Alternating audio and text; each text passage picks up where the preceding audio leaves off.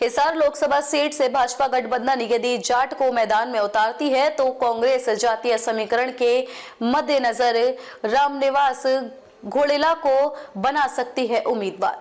नमस्कार, आप देख रहे हैं द विश्व प्रेम न्यूज और हरियाणा न्यूज फ्रेश। तो चलिए रुक करते हैं आज की प्रमुख और बड़ी खबर पर। यदि भाजपा ब्राह्मण को टिकट देती है तो होगा घमासान। किस पार्टी को किसे टिकट देने से क्या हो सकता है, जानने के लिए देखें एसके गौड़ द्वारा तैयार विश्लेषण। गिनती के दिनों में देश में लोकसभा चुनाव की घोषणा होने वाली है। ऐसे में पार्टियों ने उम्मीदवारों की सूचियां तैयार करनी आरंभ कर दी है और नामों पर मंथन किया जा रहा है। बात हिसार लोकसभा सीट की करें तो यहां से बहुत बड़ा खेल होता नजर आ रहा है।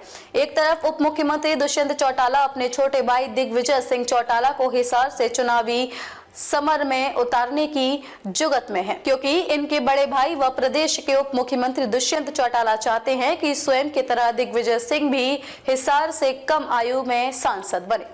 वहीं भाजपा से भी बहुयात में हिसार से टिकट पाने की मंशा पाले हुए हैं।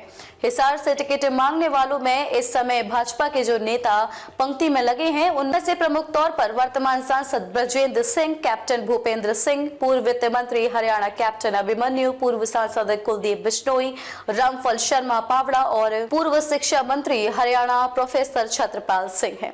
आपको बता दें कि कुलदीप बिश्नोई को राजस्थान विधानसभा चुनाव में हुई जीत का श्रेय जाता है। ऐसे में भाजपा चाहेगी कि बिश्नोई को राजस्थान से चुनाव मैदान में उतारें, क्योंकि बिश्नोई समाज के मतदाताओं की संख्या कई लोकसभा सीटों पर अधिक तो है ही, साथ ही साथ कुलदीप की वहां पर हरियाणा की अपेक्षा राजस्थान से ज्यादा है। रामफल शर्मा पावड़ा के विषय में जानकारी देना हमारा दायित्व है कि पावड़ा और मुख्यमंत्री मनोहर लाल खट्टर के उस समय के साथी हैं जब राष्ट्रीय स्वयंसेवक संघ घर घर जाकर संगठन को मजबूत करने में लगे थे। मनोहर लाल खट्टर एवं रामफल शर्मा ने हिसार और जिंद में लगभग 2.5 साल एक साथ गठबंधन के लिए काम किया था। इस बार हिसार लोकसभा सीट से रामफल शर्मा पावड़ा को टिकट दी जा सकती है। रामफल शर्मा वर्तमान में संयुक्त भारतीय धर्म संसद के राष्ट्रीय संगठन मंत्री का दायित्व रखते हैं। साथ ही साथ हिसार क्षेत्र के साथ साथ पूरे हरियाणा भर में ब्राह्मण संगठनों का उनके सिर पर हाथ है।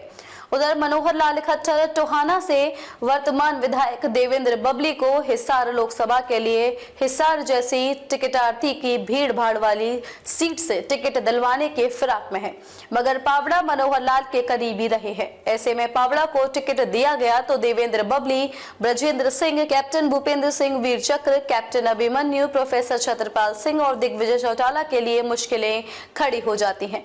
इंडियन नेशनल लोकदल का ग्राफ अभय चौटाला की मेहनत से कुछ सुधरा है। इनेलो चाहेगी कि हिसार से मजबूत उम्मीदवार उतारे। ऐसे में उमेद लोहान और पिछले किसान आंदोलन में सुर्खियों में आई अनुसूरा में से कौन बाजी मारता है, यह समय आने पर ही पता चलेगा। दूसरी तरफ आम आदमी पार्टी की बात की जाए तो बेबाकी से बोलने वाले और लोगों की समस्याओं को उजागर कर प्रशासन के सामने रखने वाले मनोज राठी हिसार से संभावित ही नहीं बल्कि पक्के आम आदमी पार्टी के उम्मीदवार हैं। राठी खुद क्या कर सकते हैं यह तो समय बताएगा, परंतु राठी के कारण किसी पार्टी के उम्मीदवार की जीत हार इधर उधर होते देखी जा सकती है। दूसरी तरफ पूर्व वित्त मंत्री प्रोफेसर संपत सिंह अपनी बेटी गौरव संपत सिंह के लिए पूर्व सांसद जयप्रकाश उर्फ जेपी, अशोक गोयल मंगालीवाला कांग्रेस से टिकट की दौड़ में है। वही सूत्र बता रहे हैं कि दुनिया के अमीर घरानों में शुमार और सादगी की प्रतीक सावित्री जिंदल ताल ठोक सकती हैं। यदि सावित्री जिंदल चुनाव मैदान में उतरती हैं, उपरोक्त सभी उम्मीदवारों के लिए जिसमें मंगालीवाला से लेकर तमाम उम्मीदवारों को और ठिकाना खोजना पड़ सकता है। सबसे चौंकाने वाली बात यह हो सकती है कि यदि भाजपा किसी जाट को हिसार से टिकट देती है तो जातीय समीकरण बताते हैं कि यहाँ से भूपेंद्र सिंह हुड्डा के विश्वास पात्र विधायक रामनिवास घोड़ेला को मैदान में उतारने से कोई गुरेज नहीं करेगी। ऐसे में कांग्रेस हिसार की सीट निकालने के लिए किसी भी हद तक जा सकती है। खबरों में अब तक के लिए बस इतना ही। फिर होगी आपसे मुलाकात ऐसी किसी बड़ी और खास खबर के साथ। तब तक के लिए नमस्कार और देखते रहिए द विश्व प्रेम न्यूज और हरियाणा न्यूज फ्लैश।